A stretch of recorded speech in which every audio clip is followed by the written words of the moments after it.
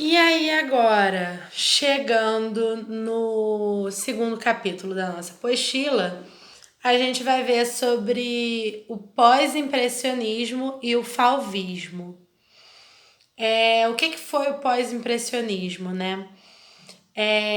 O impressionismo, ele foi um movimento que ele rompeu com o realismo e rompeu com a ideia de forma e começou um estudo bastante acadêmico também sobre cor e luz. É... E dentro do impressionismo, eles rejeitavam a forma e rejeitavam a ideia dos contornos. Isso sumiu dentro do impressionismo. Os artistas pós-impressionistas, eles surgem dando uma continuação ao impressionismo, mas sem ficarem totalmente presos aos ideais do impressionismo. Eles tinham mais liberdade de criar, né? As regras do pós-impressionismo não eram tão rígidas quanto no impressionismo. Então, para a gente conseguir estudar o pós-impressionismo, é interessante a gente olhar caso a caso cada artista para entender como cada um utilizava diferentes técnicas.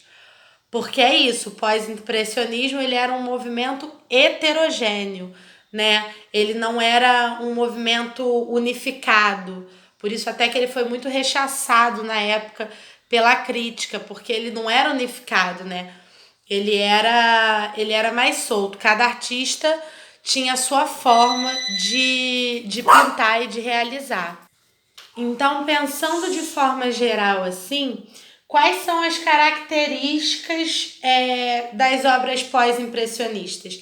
De forma geral, porque como a gente falou, cada artista vai ter liberdade de criar em cima disso, tá? Então, de forma mais geral, o uso de cores vivas, emprego da bidimensionalidade, retrato de temas da vida real e de natureza morta, utilização de cores, luz e texturas, visão subjetiva do mundo, uso de técnicas como pontilhismo e a experimentação da força da imagem, o contorno de segurança e a liberdade de cor, o que representa uma superação da tendência do impressionismo, porque aqui a gente já começa a ver contorno também, tá?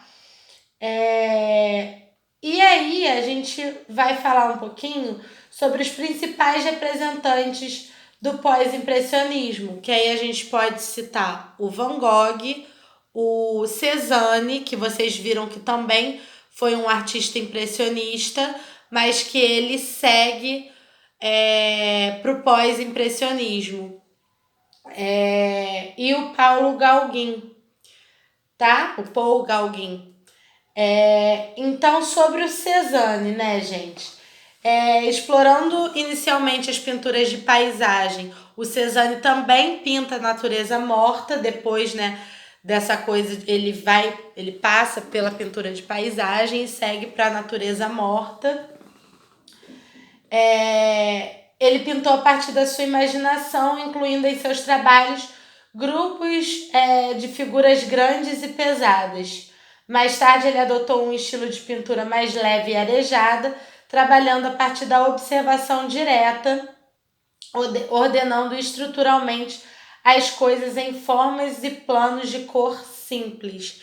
Então, o Cézanne, ele utilizava formas e cores de forma bem simples, da forma mais simples o possível, até para expressar essa imaginação e essa subjetividade dele. Então, a pintura do Cézanne, ela se caracteriza com uma temática, né, de lazer e de natureza morta, a estruturação geométrica, né, como a gente falou, o senso analítico e estabilidade, equilíbrio e manchas de cor. O Cézanne ele utilizou muito pontilhismo nas suas obras. E a ideia dessas manchas de cor, né, que eram pintadas na própria tela, direto na própria tela. O Van Gogh focou na vida de camponeses de paisagens desertas, nas quais ele vivia. Nessa fase ele explorou sua paleta de cores tons terrosos, principalmente o marrom escuro, que fazia alusão a uma atmosfera melancólica.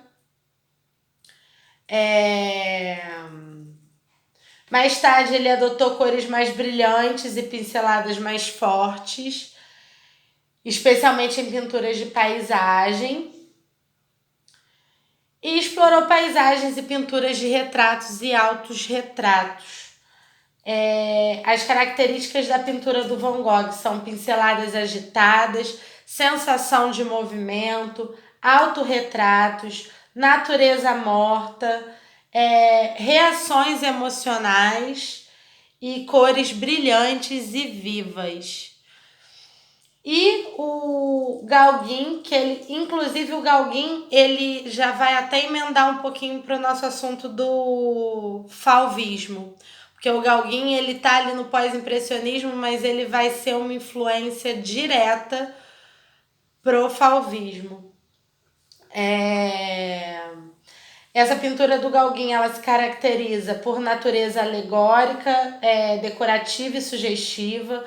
Utilizou formas dimensionais, estilizadas, sintéticas e estáticas. Gauguin foi um dos artistas que desenvolveu as técnicas do sintetismo e do alveolismo, estilos de representação simbólica da natureza, nos quais se utiliza formas simplificadas e cores vivas. Então, mais uma vez, a gente está vendo a ideia de formas simplificadas e cores vivas dentro do pós-impressionismo. Você vê aqui que não é um rompimento total com a forma como era lá no impressionismo. É a utilização de formas mais simples para criar a imagem. Então, as características do Gauguin são essas: cores fortes e vivas, simbolismo, expressão da emoção por meio das cores, formas simplificadas e contornos fortes. Então ele utiliza o contorno nas imagens dele, coisa que no impressionismo isso não poderia. E aqui no pós-impressionismo e o início do fauvismo, a gente já pode mais, porque esse movimento ele não tinha características tão engessadas como lá no impressionismo, no realismo. Ele bebia um pouco de várias influências, tá bom? E o fauvismo? O fauvismo ele também foi um movimento artístico heterogêneo que bebia de várias fontes, né? Ele teve origem na França e a principal característica desse movimento foi a utilização de cores puras, sem mistura, de modo a delimitar, dar volume, relevo e perspectiva às obras. Nesse momento, os artistas compunham o movimento fizeram a primeira aparição pública no Salão de Outono de Paris. Por quê? Porque eles não tinham reconhecimento da crítica justamente por ser esse movimento mais fluido, mais heterogêneo, que não era tão engessado, né? Lembrando que o fauvismo é essa extensão do pós-impressionismo. Então, eles também não tinham esses moldes engessados nas suas características. As características do fauvismo também eram mais fluidas. Então, justamente por terem essas características mais fluidas e menos padronizadas, nessa primeira exposição em que o fauvismo apareceu, eles ficaram conhecidos como as feras, porque era uma pintura muito selvagem, né, em relação a uma arte mais academicista. Então, Eles ficaram conhecidos como as feras. E aí, gente, a arte fauvista, ela busca levar o ser humano ao seu estado natural, por meio de uma estética primitivista, tal qual o estado de pureza das criações infantis. Por isso que eles tinham esse apelido de feras, porque são essas formas mais simples e puras da imagem.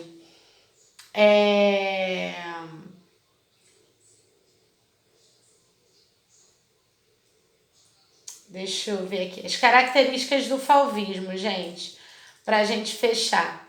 As características do fauvismo é a utilização de cores puras, o emprego arbitrário de cores, né? Porque isso significa que, assim, dentro do fauvismo eu poderia pintar um céu vermelho tranquilamente, porque não tinha uma obrigatoriedade com a realidade que eles estavam retratando. É uma arte subjetiva, né, da imaginação. Lembra que é a continuação do pós-impressionismo. Simplificação das formas, que é essa pintura mais primitiva, por isso que eles ficaram conhecidos como as feras, né? Os artistas ficaram conhecidos como as feras. O não compromisso com a representação fiel da realidade, que é a coisa de eu poderia pintar perfeitamente um céu de vermelho, que não teria problema nenhum para os fauvistas. A influência das artes primitivistas e a influência da arte pós-impressionista. Tá bom, gente? Dentro das artes fauvistas, existia predominância no uso de cores fortes e vibrantes, como roxo, vermelho, amarelo, azul. E elas eram utilizadas da forma como o artista bem entendesse. Tá bom? Gente, então o conteúdo é esse. A composição dos elementos da imagem, né, que a gente viu no nosso primeiro capítulo e no primeiro vídeo. O pós-impressionismo e o fauvismo. Lembrando que no pós-impressionismo, como era um movimento que já começava a ser muito heterogêneo, a gente vai dar uma olhada mais profunda em cada artista. Então, para mim, é legal que vocês conheçam as características desses artistas para vocês irem bem no teste. Quem acompanhar o material extra que eu tô colocando no grupo, vai conseguir visualizar bem o conteúdo do nosso teste. Tá tudo ali, tá bom, gente? Quem quiser pode estudar pela apostila, mas eu acho que vai ser um pouco mais trabalhoso, porque esses assuntos estão espalhados entre os 2 primeiros capítulos.